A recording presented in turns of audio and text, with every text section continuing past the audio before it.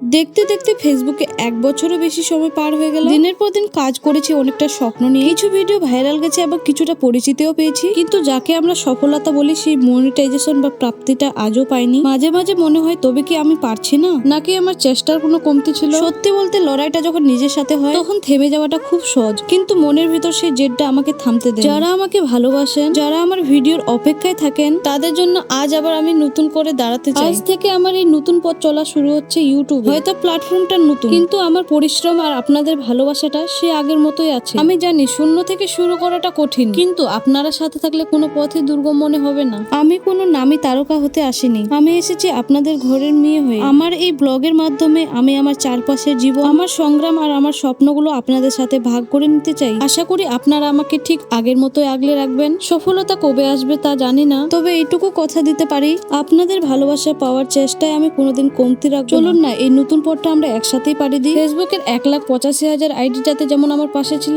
তেমনই কিন্তু এই আইডিগুলোর পাশে থাকবেন।